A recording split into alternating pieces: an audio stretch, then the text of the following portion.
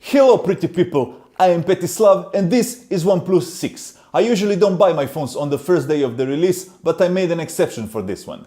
Two reasons. First reason, I've had my eye on OnePlus for a couple of years now and I knew what I was getting myself into. And second, this company has a brutal refresh rate of their smartphone lineup. They roll out a new model every 6 months. So, to maximize the value of the phone, I bought it the first day. 1 month later, did I regret it? Let me tell you about it. But first, what do you get in the box? Well, in the box, you get the phone, the sexy socialist red cable, the charger, a silicone cover and some paperwork. No headphones this time. This is a bit ironic since this is one of the few flagship which still has a 3.5mm connector.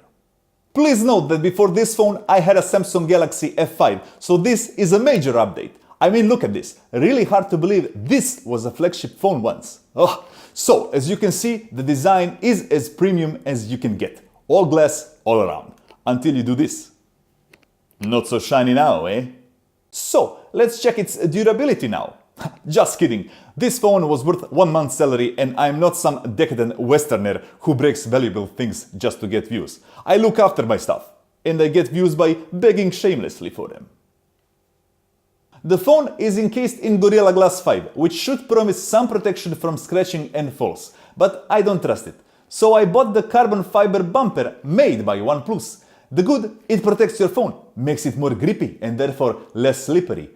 The bad, it enlarges your phone a bit and adds some weight to it. For a strong Slav like me, that is not a problem. My problem is that this case costs €30. What the hell, OnePlus? With prices of your phone accessory, you're slowly turning into Apple. Luckily, I got it for a considerably cheaper price because it was a part of a promotion for buying the phone on day one. But it was not a regular thing. Regarding the buttons, we have volume control buttons, lock button and of course the legendary OnePlus alert slider. This was an awesome feature since the first phone and I don't understand why other manufacturers choose to exclude it. Other than that, we have a fingerprint reader on the back, which is nice. What is not nice is the speaker. It sounds very teeny with hardly any bass. This is why this is the worst flagship for all Slavs.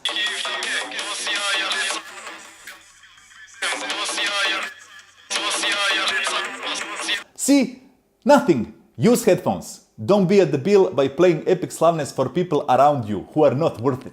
And of course, there is a notch. Some people are annoyed by it, some are okay with it. Luckily, OnePlus provides a solution. You can turn off the pixels in a few top rows and by doing that, you will make it invisible. I said turn off the pixels because this is an AMOLED display, which is not as bright as some LCDs, but it has stronger contrast. Each pixel is lit individually, and when you see black color on the screen, that means the pixel is turned off. That is why AMOLED screens do not consume that much power, unlike LCDs. And that is why I suggest you use this phone in dark mode for more precious battery life. And also, electric bills are crazy these days. Don't be the bill, save some money. Speaking of power, let's check the battery, which has a capacity of 3300 mAh. One would say this is a bit low since the phone is packed with latest hardware, but upon testing it for a couple of weeks, I really need to disagree. It took me about 60% of total battery capacity to get me through the day, even with the burden of immense fame of a YouTube tech reviewer. One could be a little bitch and say the phone is shit because it doesn't support wireless charging, but OnePlus does something even better with its famous dash charge. It completely changed my morning routine. Before, I would charge my phone during the night and hope for the best in the morning. Now, I wake up, connect my phone to charge it, go to shit, I shower, I shave, maybe have breakfast if there's food in the house, and about 30 to 45 minutes later, I'm all set for a full day of usage. Wonderful! Also, this is not waterproof phone. Although OnePlus claims it is splash-proof, it doesn't have official IP rating, so I would be careful around rakia with this phone. Let's talk about cameras. I would say this phone has cameras that are comparable to Pixel 2, iPhone X and Samsung S9. Yes, you can compare the cameras, but overall, OnePlus would lose to those phones. Still, for me, who has a DSLR camera for taking photos, it is good enough.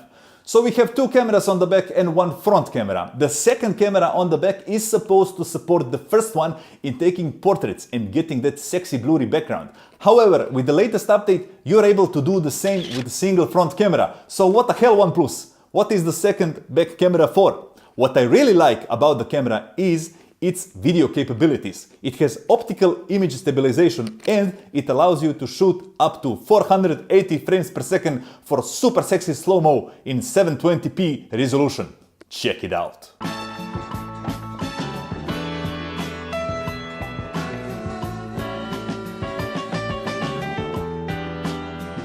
Enough of this sexy stuff. Let's get to the main reason why I bought this phone. The Oxygen OS. This is basically a stock Android with some light but useful touches made by OnePlus. The experience is really smooth, it reminds me of an iPhone. I really also like the gesture-based control of this phone. As soon as I figured out how to set it up, I removed the softer buttons and never looked back. So, in conclusion, and thank you for sticking with me so far in the video, this is a good phone. It is not the best flagship, no, but when we're talking about the value you get, I don't see how you can beat OnePlus. I am a bit sorry for not waiting a month for the sexy Soviet red model, but I would have had it covered with the bumper anyway.